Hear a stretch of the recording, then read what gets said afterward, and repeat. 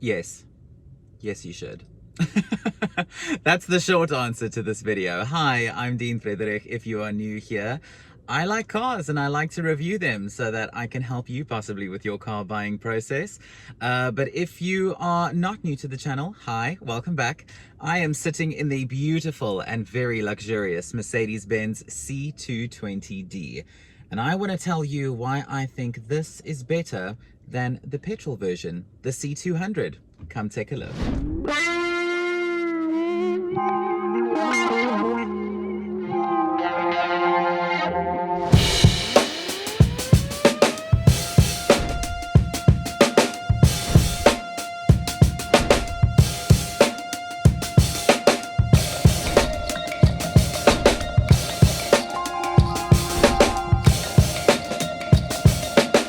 So if you are somebody who follows me on social media, or if you follow this channel, then you may remember that I had the petrol version of this on test a couple of months ago, the new C200. And I actually took a road trip with that car all the way up to the Northern Cape, which was good. We got there safely. We got all the way back safely. It was pretty comfortable despite, you know, this car's low profile. But now I've got the diesel on test, the C220d. And I've got to be honest with you, I much prefer this over the C200, over the petrol, for a number of different reasons. There are really so many reasons. You see this traffic in Cape Town today. For a number of different reasons, mainly because of this engine. I mean, we all know that diesels are just so nice and torquey and so fuel efficient. So speaking of the engine, the C220d is powered by a 4-cylinder 2-liter turbo diesel, which is mated to a mild hybrid system. The total power output, once you put all the different power sources together, gives you 162 kilowatts and 440 Newton meters of torque, which is mated to this 9-speed automatic transmission. And it is just like butter. Driving the C220d is just amazing. I have absolutely loved testing this car over the last couple of days. And in terms of why I prefer this over the petrol, is because this one just feels more responsive. I don't know how to explain it to you, but something about this engine and this transmission just feels so much nicer to me. And that is one reason why I prefer this over the petrol counterpart.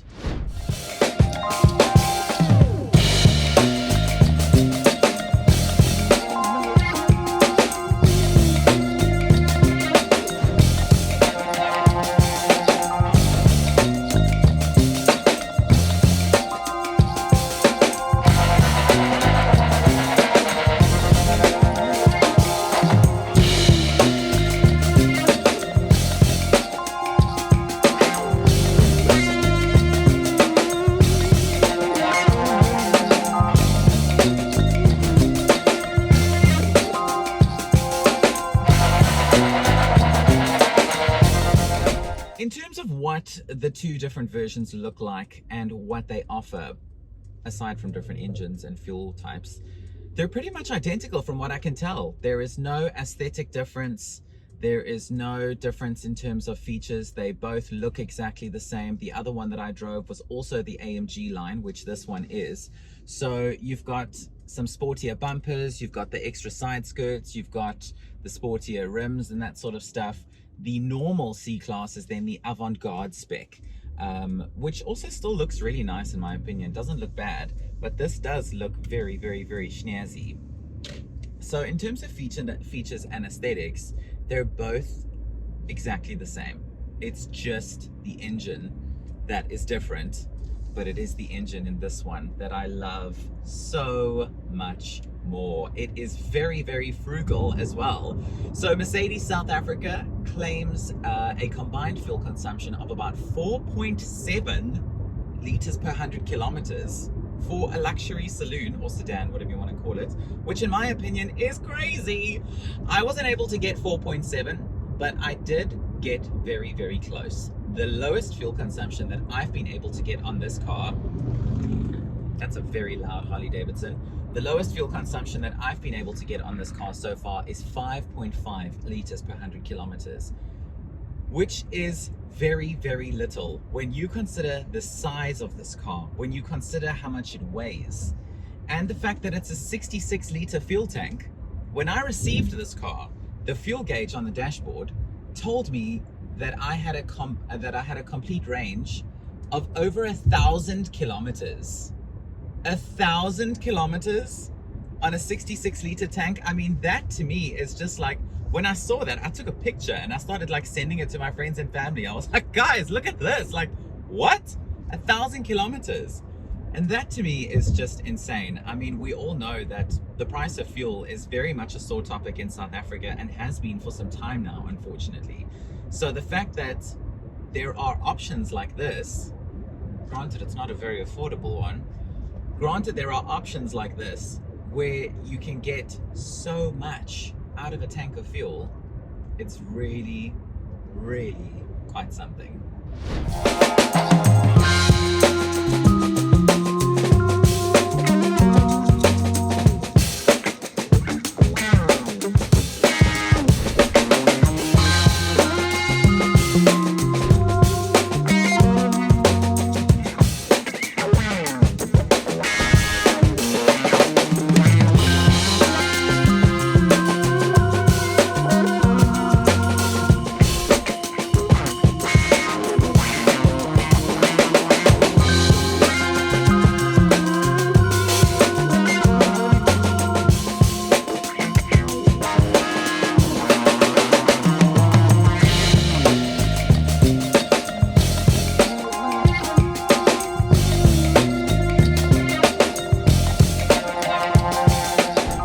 Speaking of the fact that it is not a very cheap one, this has been a topic that I've seen show up on social media a couple of times now.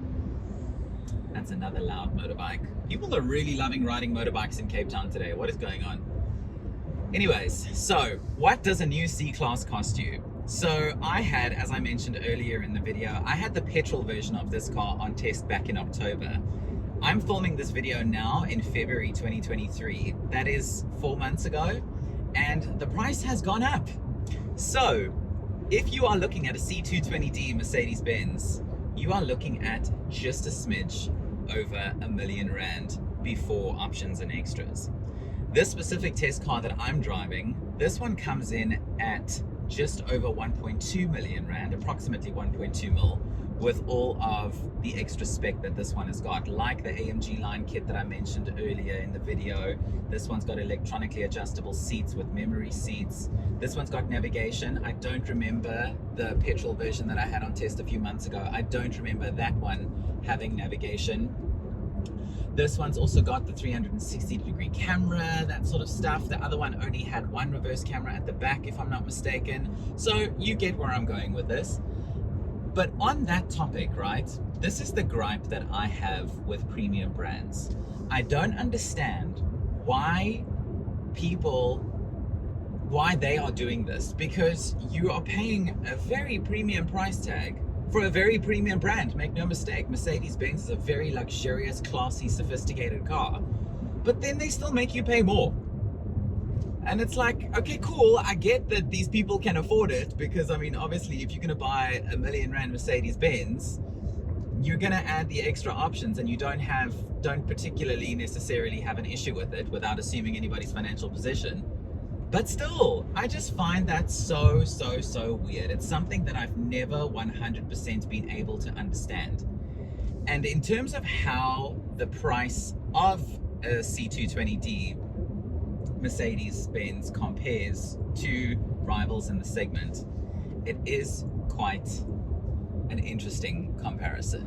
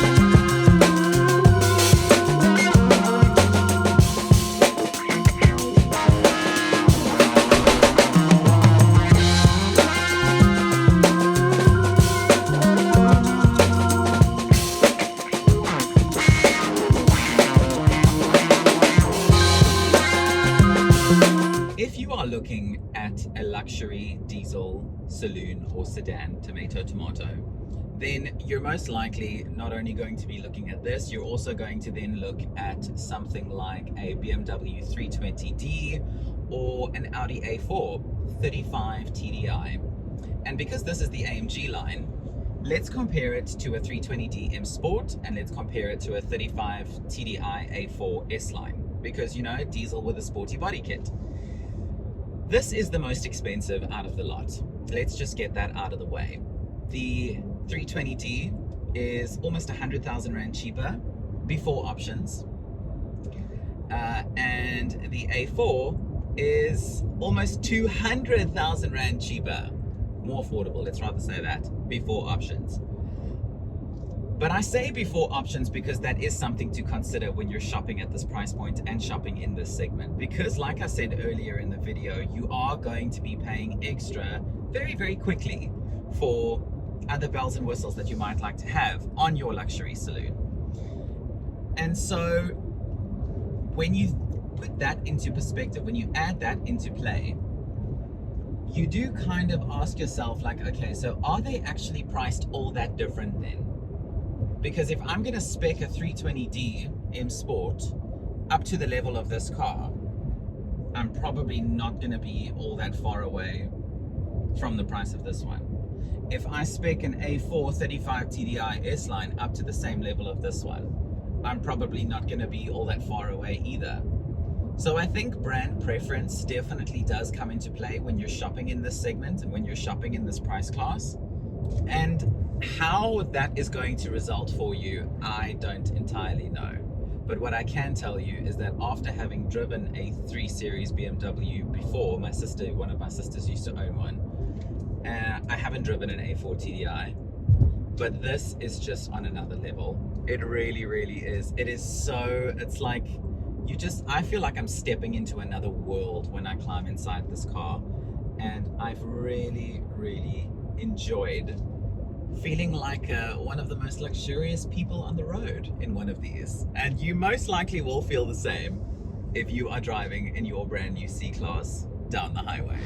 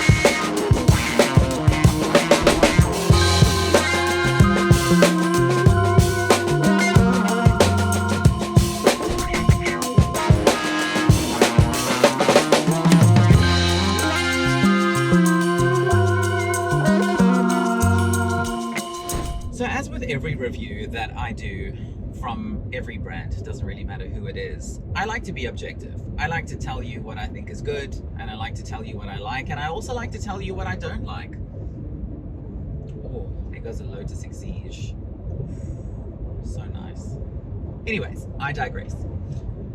Things that I don't like about the C-Class, I must say, in comparison to the petrol counterpart, the C200 that I had on test a few months ago, there are a lot less things about this version that I dislike as opposed to the C200. But they're still there. One of the main things which I did mention earlier in the video was how you always have to pay extra for so many different things, and I don't agree with that. Another thing that I don't like is that even though I do think that it is an absolutely awesome function, is I don't want to say it too loud because then I'm going to wake her up, is the voice command system in this car. So the voice assistant, for some reason, I don't know what it is, but voice assistants in luxury cars never understand what the hell you are saying. I don't know why. I don't know what's going on. Are they not programmed to understand South African accents? But they just never understand what the hell you're trying to tell them. And it's like, this woman, she's just not listening to me. So I haven't really been using that, to be honest. Something else that does also get on my nerves a little bit with this car is the amount of piano black. So this is all piano black here. This is all piano black along the doors. And piano black shows dirt like this. And that to me is just something that I don't enjoy. I have my Lappy. My Lappy is here. I know she hasn't been featured in a couple of videos now, but Miss Lappy, she goes with me everywhere I go, and she has been put to good use in this car because the piano black just gets so dusty and shows fingerprints so flippin' fast. I mean, I see one right now on the screen. I need to get it off. It's gonna bug me the entire time. Okay, there we go. Go back to home. There you are. So I need to get Miss Lappy out every single time. And if you are somebody who likes to keep your cars very, very neat and tidy, which I assume you are if you drive something as zhuzh as this, then you might want to invest in some microfiber towels, because I don't enjoy that at all. And another thing, and this is not necessarily something that I don't like, but it is something that I have seen other people say they don't like. But I do want to debunk this. I do want to debunk this because I don't agree and I don't think that it's fair.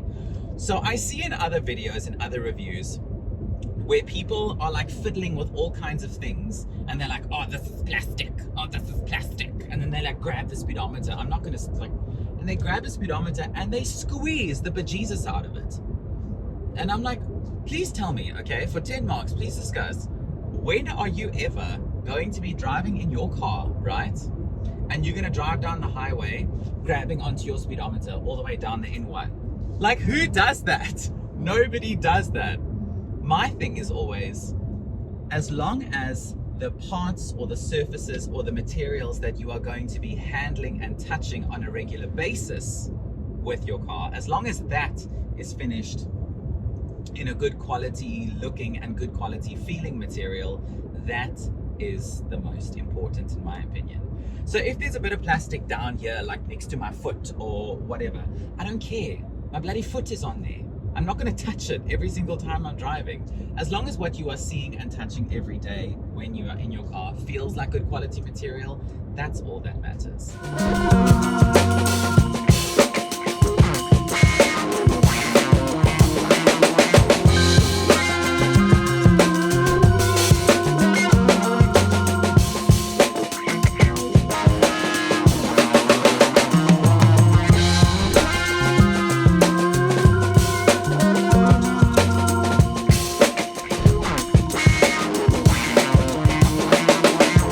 Summary, after having driven both the C200 on a very long distance trip and now having lived with the C220d for a week, I really think that the diesel is the much better one between the two, because it drives so well. Make no mistake, the C200 drives really nicely as well, but this to me just feels so much better in so many ways. The fuel economy has been absolutely amazing. With a couple of bumps in the road here and there, a few minor letdowns, the new C-Class, like, Mercedes honestly snapped. They really did. They snapped with the new C-Class, because this massive screen, this aviator-inspired interior, which I don't know if it really is, but to me it feels like it is. The way that it looks, it really is like a full-on baby S-Class now. And how they've managed to make this car so beautiful in a segment that is slowly but surely on its way out. I mean, we know that sedans are not that popular anymore. And I don't know why, because you drive a car like this, and this is just, it's so nice. You feel so fancy, and you just feel like you're floating on a very fancy German cloud.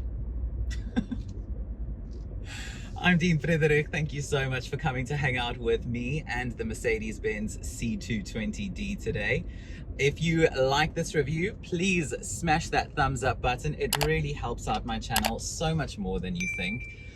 consider subscribing if you haven't already, so we can all geek and dork out over cars together. Or maybe when you need to buy a car soon, I can help you with your process with one of my videos.